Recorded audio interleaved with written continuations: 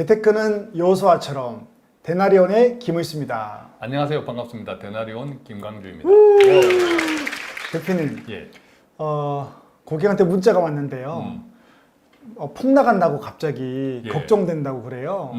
그래서 왜 그러냐 그러니까 주식이 폭락한다고. 네, 그래서 뭘 유튜브를 본 것 같아요. 그래서 예. 이제 이렇게 제가 볼 때는 그분도 잘 모르고 하시는 이야기 같은데 예. 어쨌든 뭐 미국 국채인가 장기채인가 이게 뭐 7.5% 7% 올랐다고 난리가 난 거예요. 예. 그래서 제가 볼 때는 금리 이야기 하는 것 같아요. 예. 근데 이제 모두가 관심거리거든요. 예. 연준이 금리를 언제 올릴 거냐. 그래서 사실은 이게 지금 이런 금리가 오르는 게 잠깐 이런 거냐 아니면 예. 장기 포지션으로 오르는 거냐. 오늘 그 이야기를 조금 해주면 예. 좋을 것 같고요. 예.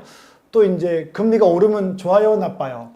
네, 이런 부분에 대해서 좀 우리가 어떻게 연결되어 있는지를 예. 좀 세 가지를 통해서 오늘 준비해 오셨다고 들었습니다. 예. 좀 말씀해 주면 이게 좋겠습니다. 이제 인플레이션이죠, 그죠? 음, 인플레이션은 한마디로 돈 가치가 떨어지는 거다. 네. 또 형식상으로는 금리가 오르는 거다. 아, 그죠? 인플레이션은 돈의 가치가 떨어지는 거지만 형식적으로는 금리가 오르는 거다. 오르는 거다. 네. 우리가 이제 금리가 오르는 것이 왜 오를까? 돈 수요가 많아지니까. 그렇죠. 돈도 하나의 상품이나 재화로 본다면 네, 돈을 원하는 사람이 많아지니까 돈 값이 오르는 거죠. 그렇죠. 돈값. 이게 금리. 은행에서 돈을 빌리는 사람들이 줄을 서면 은행 입장에서는 그래 어제까지는 1%였는데 지금 줄을 서니까 이제 2%야. 2% 싫은 사람 나가.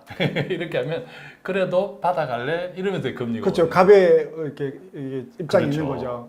그래서 돈이 많이 시중에 넘치면 결과적으로는 돈 가치가 떨어지는데 또 돈을 필요로 하는 사람이 많아지니까 금리는 오르는. 아, 그래서 금리가 오르는 이것은 금리 인상은 결과적으로 돈 가치 하락하고 맞물려 있죠.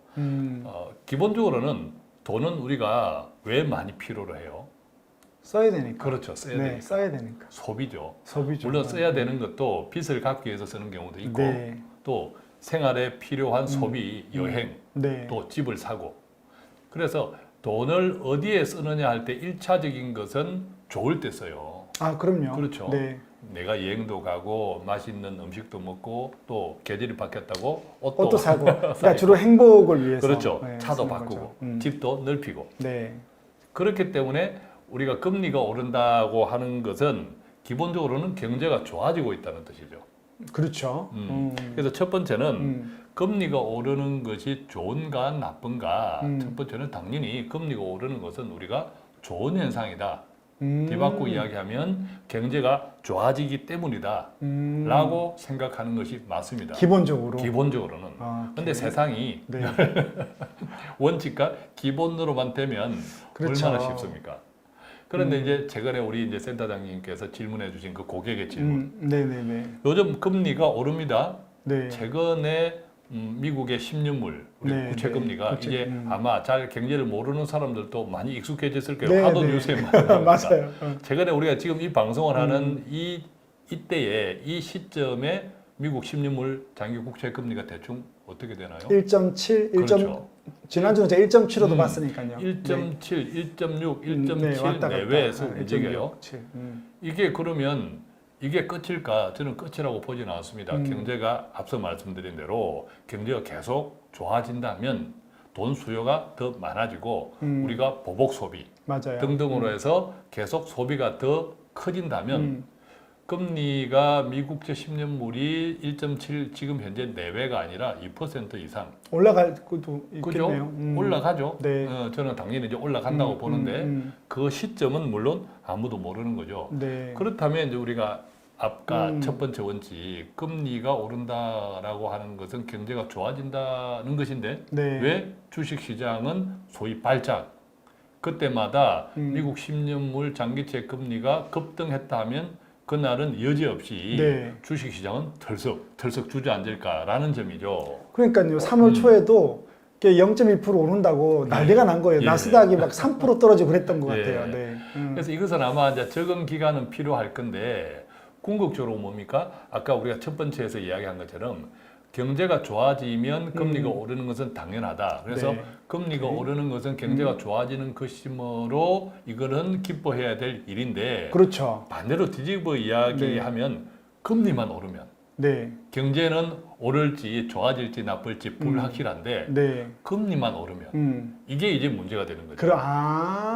알겠습니다. 네. 그러니까 경제가 좋아져야 우리의 소득도 함께 좋아지고 기업의 실적도 좋아질 건데 음. 이게 애매해, 불확실해. 그런데 금리만 오르면 어떤 현상이 생길까요? 우리가 기업들도 돈을 막 빚을 얻었잖아요. 그러니까 이자가 맞습니다. 늘어나죠. 이자가 가계 지출도 늘어나고 네네. 기업들 같은 경우에는 소위 조달 비용, 네. 예, 금융 조달 비용이 증가하면서 실적도 나빠지는 그렇죠. 거죠. 네네네. 그것만큼. 그러니까 경제가 좋아지면 금리가 오르는 것은 당연하고 그것은 기뻐해야 되는데 네. 경제라는 것이 불확실해.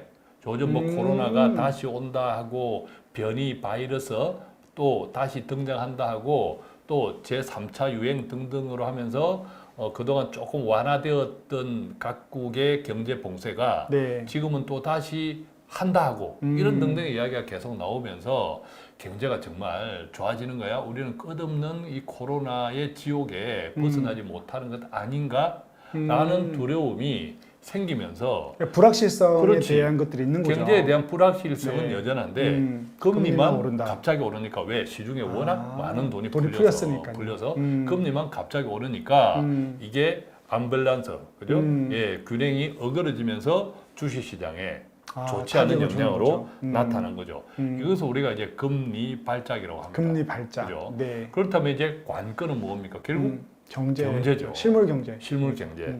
그래서 우리가 실물 경제가 지표들이라고 하죠. 지표들이 많습니다. 그죠? 네. 고용 지표, 또 뭐 제조 네, 생산자 맞아요. 네. 지수, 뭐 등등 많은 지수들이 있는데 또 우리 한국 같은 경우에는 수출 지표. 네. 왜냐하면 중요하죠. 한국은 수출국 가지고 먹고 사는 나라니까 네. 이런 것도 굉장히 중요하죠. 이런 것들을 다양하게 보면서 종합적으로 이해하는 게 좋은데 그래서 이제 세 번째. 네. 그래서 그렇다면- 세 번째로 온 거죠. 그죠? 네. 두 번째 지나서 세 번째. 이렇게. 금리는 언제까지 오를까? 음. 그죠? 아까 우리가 말씀드린 대로 경제가 좋아진다면 금리는 오를 수밖에 없고 네. 경제가 더 좋아진다면 생각보다 금리는 더 오를 수밖에 없는 거죠. 그러면 대표님 그렇게 오르다가 또 우리가 언젠가는 몇 년 뒤에 방송 때는 또 금리가 떨어진다고도 할 수 있겠네요. 그렇습니다. 경제가 사이클이라고 그렇습니다. 했으니까. 그래서 음. 조금 전에 우리가 두 번째에서 금리 발작을 이야기했잖아요. 네.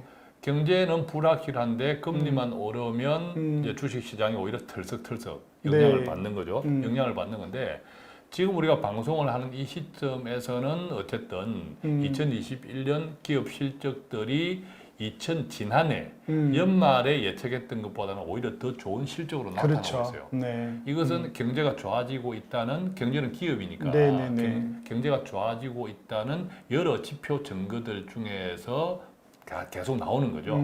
자, 이것을 보면 금리가 오르는 것은 맞는데 문제는 그동안에 플러스 네네. 그동안에 돈이 엄청나게 많이 공급돼 풀렸죠. 있는 거죠. 네. 유동성 코로나 때문에. 그래서 그렇기 때문에 기존에 그때 지금까지 우리가 경제가 성장할 때 좋아질 때 금리가 오르던 그 속도보다 맞아요. 유동성이라는 돈이 엄청나게 풀려 있으므로 과거보다는 이 금리가 오르는 속도가 더 빠를 수 있는 거죠. 그러니까 이게 좁혀지지 않고 그렇습니다. 예, 먼저 예. 도망갈 수 있는 거죠. 그렇죠. 그래서 우리가 금리를 계속 오르는 것을 언제까지 방치할 수는 없는 것이 네.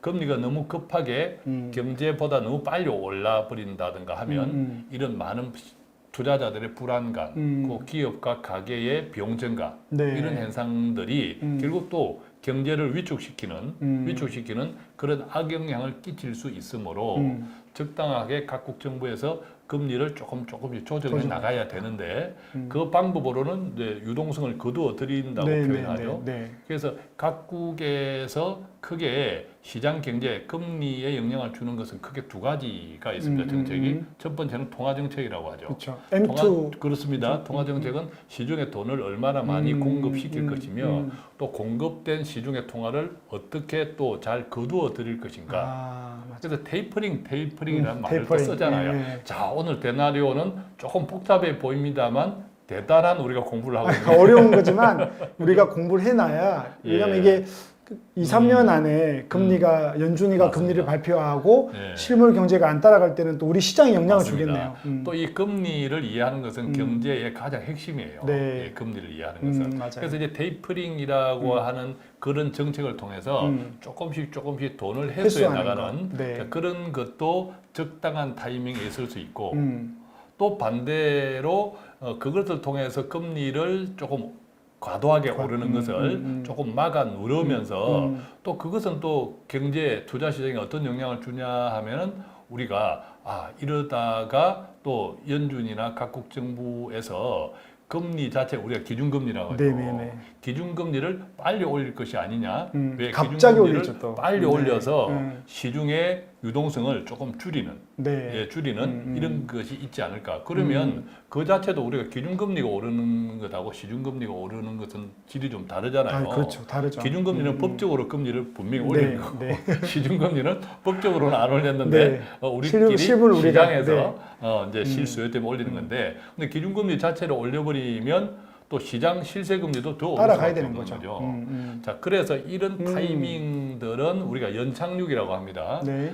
각국 정부에서 경제 성장과 금리 이 관계의 균형을 취할 수 있도록 네. 연착륙을 시도할 수 있도록 계속 노력할 것인데 우리가 노력만큼 꼭 결과가 된다는 보장 또한 없는 것이 네. 답답하죠. 맞습니다. 그래서 우리는 여기에서는 어떤 관점을 가져야 하냐면 조금 장기적인 경제는 항상 순환한다. 맞아요.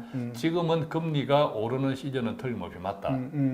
그리고 금리가 오르는 것은 경제가 좋아지기 때문인 것도 맞다. 그래서 우리가 즐겨야 하는데 너무 과도하게 금리가 빨리 오르는 것은 조금 경계해야 한다. 근데 나중에는 경제가 좋아져도 또 꺾여요. 언젠간 늘 그죠? 사이클. 그 그때 사이클. 키친 사이클, 그렇죠. 주글라 사이클 이렇게 하겠으니까. 그렇기 때문에 또 그때는 또 금리가 떨어질 수 있는 거죠. 네, 그래서 그렇죠. 금리 역시도 늘 오르락내리락. 그래서 길게 보면 경제 순환이 있다. 그렇다면 특히 장기 투자를 하시는 분들은 이 경제 순환을 잘 즐길 수 있는 투자 방법 우리가 네, 몇 번 이야기했지만 맞아요. 월 적립식이라든지 제일 또 좋아요. 그죠? 네네, 제일 예, 좋아요. 어떤 여윳돈을 가지고 장기로 정말 푹 묻어둔다든지 네. 여윳돈 또 이런 것들을 하면 조금 전에 말씀드린 이 장기적인 사이클에 어떤 의미에서는 단기적인 금리 이런 네. 변화에 민감하지 않고 발작에 그렇죠. 발작이 와도 괜찮다. 그렇죠. 오히려 네. 그때 오히려 기회가 되죠. 조금 매수. 네. 근데 그때마다 매수를 실질적으로 하기가 마음이 쉽지 않으므로 아까 우리가 조금 전에 자동이체. 이야기했던 자동이체 이런 것들을 잘 이용하면 네. 이 인플레이션과 경제, 금리와 또 실물 경제는 하나로 몸통이 되어서 계속 균형스럽게 이루어지면서 균형을 찾아가고 때로는 균형에서 이탈하는 과정이 반복되는 계속 되풀이되는 순환 과정이거든요. 이것을 좀 장기적으로 보고 오히려 적절하게 나의 투자 자산, 투자 방법을 활용하는 것이 네. 더 큰 지혜로운 일이 아닌가 네. 예, 그렇게 좀 정리해 보겠습니다. 저도 오늘 듣는데 어려웠거든요. 예.